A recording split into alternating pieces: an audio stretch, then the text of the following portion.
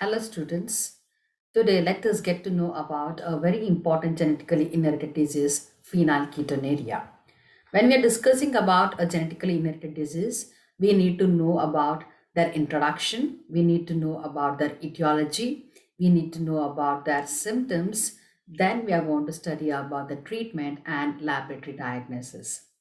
To start off with, we are going to get to know about a very important disease, phenylketonuria. Phenylketonuria is an inherited disorder of metabolism that causes an increase in the blood of a chemical known as phenylalanine. Phenylalanine comes from a person's diet and is used by the body to make proteins.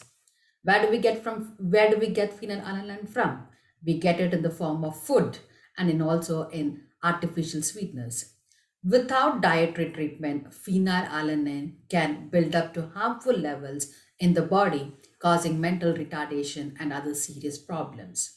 In United States, PKU occurs 1 in 10,000 to 1 in 15,000 newborn babies. Newborn screening has been used to detect PKU since the year 1960s. Getting to know about the symptoms of PKU. Symptoms of PKU range from mild to severe. Severe PKU is also called as classic PKU. Infants born with classic PKU appear normal for the first few months after birth. However, without treatment with a low phenylalanine diet, these infants will develop mental retardation and behavior problems. Other common symptoms of untreated classic PKU include seizures, developmental delay, and autism.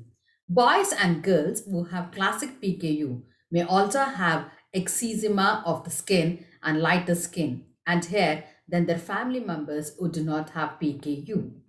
Babies born with less severe forms of PKU, whether it is moderate or mild PKU, which we call as, may have a milder degree of mental retardation unless treated with a special diet.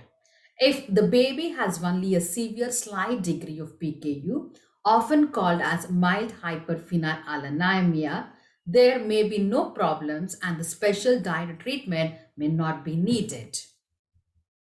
Now, we also need to know about how PKU is diagnosed. As initially told, it is usually diagnosed through newborn screening test that is done shortly after birth on a blood sample through a stick known as heel stick. However, PKU should be considered at any age in a person who has developmental delays or mental retardation.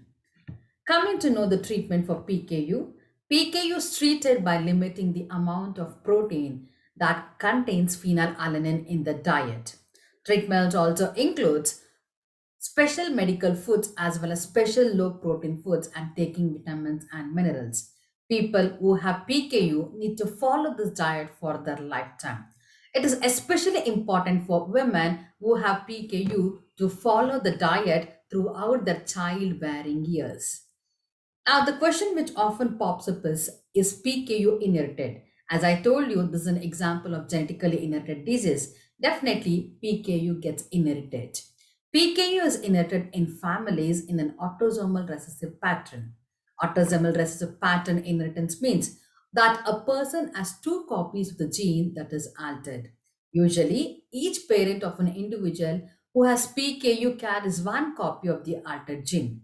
Since each parent also has a normal gene, they do not show any signs or symptoms of PKU.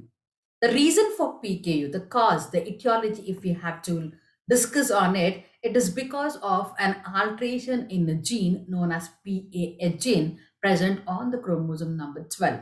Mutations in the PAH gene cause low levels of an enzyme called phenylalanine hydroxylase.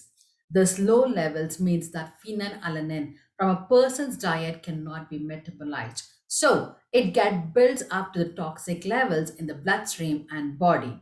Having too much phenylalanine can also cause brain damage unless diet treatment is started because they are inhibiting the production of the chemical messenger hormones.